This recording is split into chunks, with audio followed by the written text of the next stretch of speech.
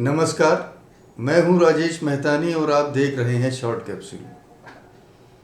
विभागीय कार्यवाही या अनुशासनिक कार्रवाई का सेवा संबंधी लाभों पर क्या प्रभाव पड़ता है, आइए आज इस पर चर्चा करते हैं। विभागीय कार्यवाही लंबित होने की दशा में, अर्थात जब जो हमारी नियमावली है 1999 की उत्तर प्रदेश की, उसके नियम 7 के अधीन आरोप पत्र अगर तामील करा दिया गया है या फिर उक्त नियमावली अर्थात जो 99 की नियमावली है उसके नियम 4 के अंतर्गत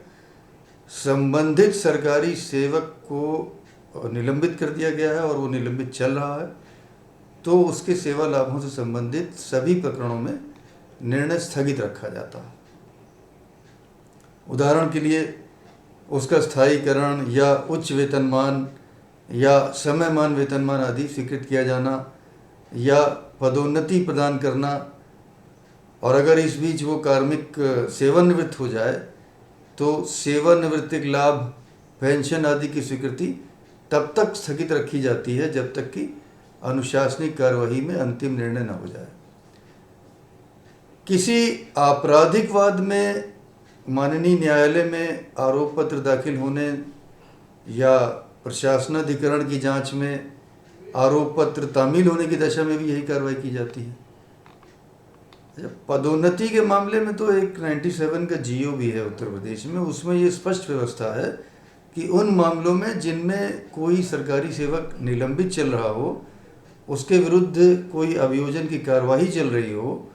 जिसमें आरोप पत्र माननीय न्यायालय में दाखिल कर दिया गया हो, अथवा विभागीय अनुशासनिक कार्यवाही या प्रशासनाधिकरण में जांच प्रचलित हो जिसमें आरोपित सरकारी सेवक को आरोप पत्र तामील करा दिया गया हो, तो ऐसी कार्यवाहियों से संबंधित प्रकरणों को छोड़कर शेष अभिलेखों के आधार पर चयन समिति द्वारा पदोन्नति के विषय में विचार किया जाएगा, जो इस बिंदु पर निर्णय लेगी कि यदि संबंधित कार्यवाही में उसे निर्दोष पा लिया जाए तो चयन समिति उसे पदोन्नति के लिए उपयुक्त समझती है या नहीं समझती है। ऐसा निर्णय लेकर अलग से कार्यवृत्त तैयार किया जाएगा और संबंधित सरकारी सेवक के विषय में चयन समिति की संस्तुति को मोहरबंद लिफाफे में रख दिया जाएगा। यदि कार्यवाही में अंतिम निर्णय होने से पूर्व एक से अधिक बार डीपीसी हो जाए, पदोन्नति का चयन हो जाए, तो प्रत्येक चयन में इस प्रकार की कार्यवाही से संबंधित प्रकरणों को छोड़कर शेष अभिलेखों के आधार पर विचार करके चयन समिति द्वारा अपनी संस्तुतियों को मोहरबंद लिफाफे में रखा जाएगा और इन मोहरबंद लिफाफों को प्रचलित सभी अनुशासनिक कार्रवाइयों के समाप्त हो जाने के बाद खोला जाएगा। उसकी प्रक्रिया मैं आपको बताता हूँ। यदि आरोपित सरकारी सेवक को निर्दोष पाया जाए तो उस अधिकारी द्वारा जिसके नियंत्रण में लिफाफे रखे हुए हैं स्वयं एक एक करके क्रमवार लिफाफों को खोला जाएगा जब तक कि किसी लिफाफे में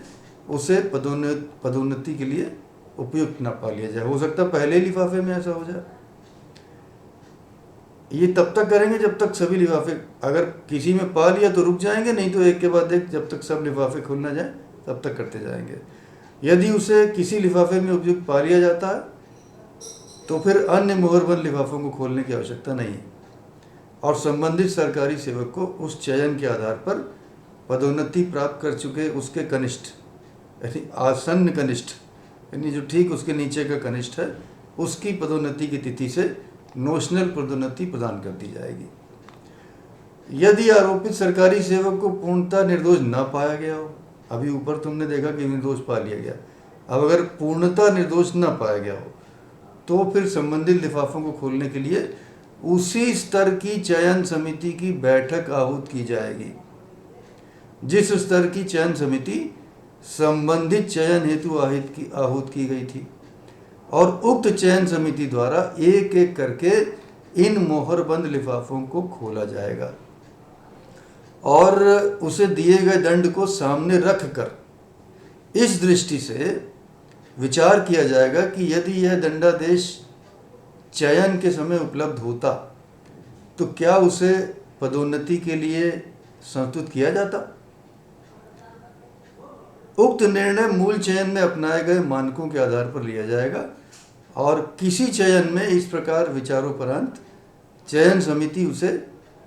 पदोन्नति हेतु संस्तुति करती है तो संबंधित मूल चयन के आधार पर पदोन्नति पाए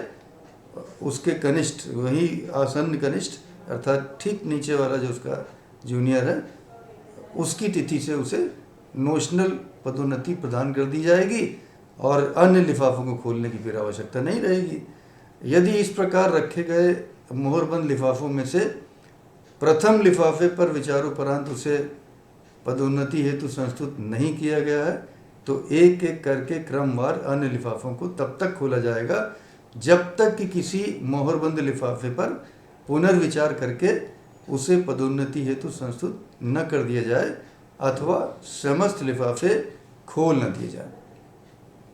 आज यहीं रुकते हैं। आशा है ये चर्चा आपको उपयोगी लगी होगी और पसंद आई होगी, और यदि पसंद आई है तो इसे लाइक अवश्य करिएगा। और आपने यदि मेरे चैनल को अब तक सब्सक्राइब नहीं किया है तो कृपया उसे अभी सब्सक्राइब कर दीजिए और बेल आइकन को टाइप करना मत भूलिएगा। मेरे वीडियो को